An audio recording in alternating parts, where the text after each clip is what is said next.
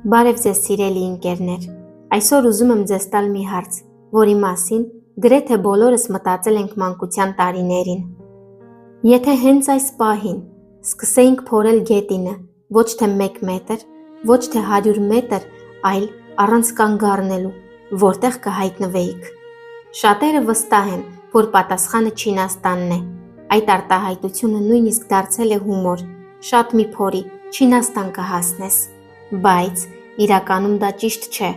եւ այսօր մենք կպարզենք, թե իրականում որտեղ է գտնվում երկրի հակառակ կողմը, ինչու մարդկանց մեծ մասը երբեք չի հայտնվի մեկ այլ երկրի վրա, եւ ինչ կա երկրի խորքում, եւ արդյոք հնարավոր է մի օր անցնել երկրի միջով։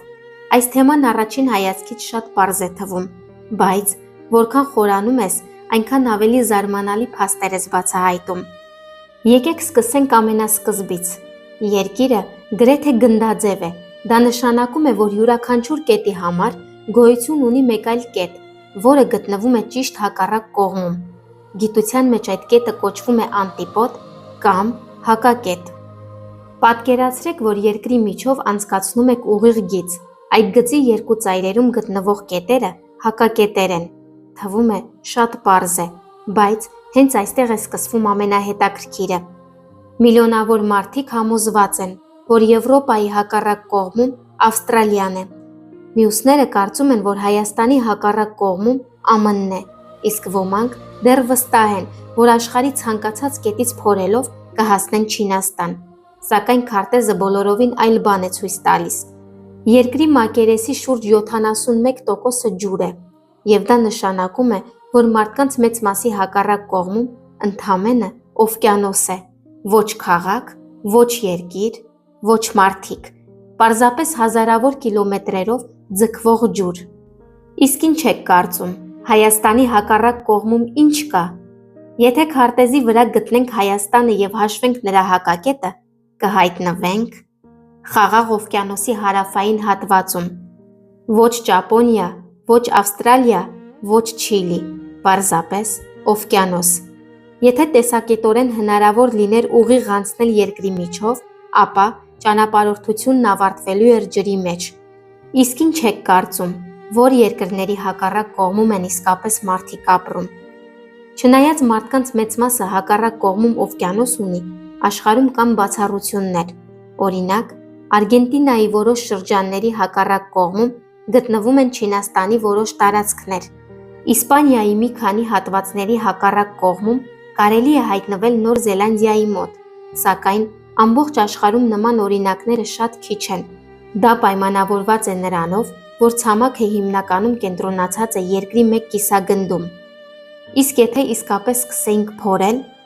հիմա պատկերացնենք, որ ունենք կախարդական հորատող մեքենա։ Սկզբում անցնում ենք հողի շերտը, հետո ժայռերը։ Անցնում են մի քանի կիլոմետր։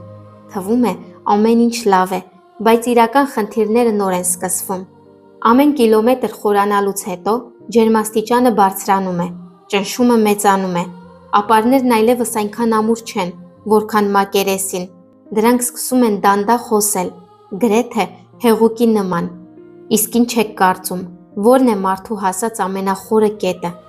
Շատերը կարծում են, որ մարդիկ արդեն հասել են երկրի խորքը, բայց իրականությունը լրիվ այլ է։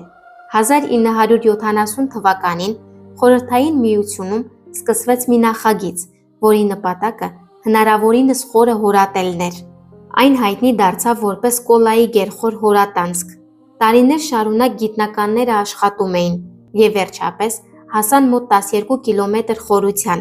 Թվում է շատ մեծ թիվ է, բայց եկեք համեմատենք։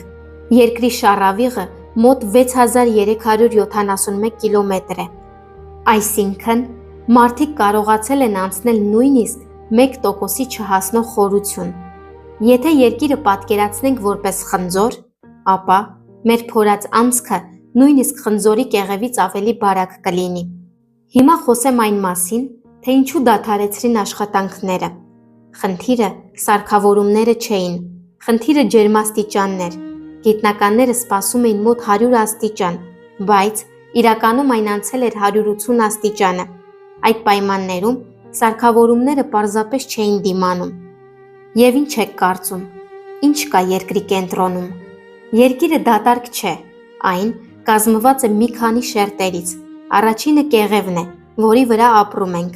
Դրա տակ մանտիան է, հսկայական շերտ, որտեղ ապարները շատ դանդաղ շարժվում են։ Այնուհետև արտաքին միջուկն է, հեղուկ, երկաթից և նիկելից կազմված։ Իսկ ամենակենտրոնում գտնվում է ներքին միջուկը, պինդ երկաթի հսկայական մի գունդ։ Չնայած այնտեղ ջերմաստիճանը հասնում է 5000-ից 6000 աստիճան, ահռելի ճնշման պատճառով այն մնում է պինդ։ Եվ ինչ եք կարծում, կարող ենք երբևէ անցնել երկրի միջով։ Տեսականորեն այո, գործնականում ոչ։ Դրա համար պետք կլիներ ստեղծել նյութ, որը կդիմանար հազարավոր աստիճանների ջերմաստիճանին և միլիոնավոր անգամ մթնոլորտային ճնշմանը։ Այսօր նման տեխնոլոգիա գոյություն չունի։ Եվ մի հետաքրքիր փաստ ևս. գոյություն ունի ինտերնետային քարտեզ, որտեղ կարող եք մուտքագրել ձեր քաղաքի անունը և տեսնել նրա հակակետը։ Շատերը մեծ զարմանքով պարզում են, որ իրենց աշխարհի մյուս կողմը պարզապես օվկիանոսի մեջ է։ Իսկ ինչ եք կարծում, ո՞րն է Հայաստանի հակառակ կողմը։ Հիմա եկեք պատասխանենք մի հարցի, որը երևի շատերին է հետաքրքրում։ Եթե կանգնած լինենք Հայաստանում, ապա աշխարհի հակառակ կողմում որտեղ կհայտնվենք։ Շատերը ենթադրում են, որ դա կլինի Ավստրալիան, Նոր Զելանդիան կամ որևէ հեռավոր երկիր, բայց իրականությունը բոլորովին այլ է։ Եթե Հայաստանի աշխարհագրական կոորդինատները տեղափոխենք երկրի ճիշտ հակառակ կողմը, ապա կհայտնվենք Խաղաղ օվկիանոսի հարավային մասում, այսինքն Հայաստանի հակակետը ցամաքի վրա չէ, այլ օվկիանոսի մեջ։ Դա նշանակում է, որ եթե տեսականորեն հնարավոր լիներ ուղիղ թունել փորել Հայաստանից մինչև երկրի մյուս կողմը, ճանապարհորդությունն ավարտվելու էր ոչ թե որևէ երկրի քաղաքում, այլ Խաղաղ օվկիանոսի ջրերում։ Հետաքրքիրն այն է, որ Հայաստանը միայնակ չէ։ Եվրոպայի և Արևմտյան Ասիայի երկրների մեծ մասի հակառակ կողմում նույնպես օվկիանոս է։ Պատճառն այն է, որ երկրի ցամաքի մեծ մասը գտնվում է հյուսիսային կիսագնդում, իսկ հակառակ կողմում, հարավային կիսագնդում, գերակշռում են օվկիանոսները։ Այս փաստը շատերին զարմացնում է, որովհետև մենք սովոր ենք մտածել, թե աշխարհի մյուս կողմում անպայման մեկ այլ երկիր պետք է լինի, բայց իրականում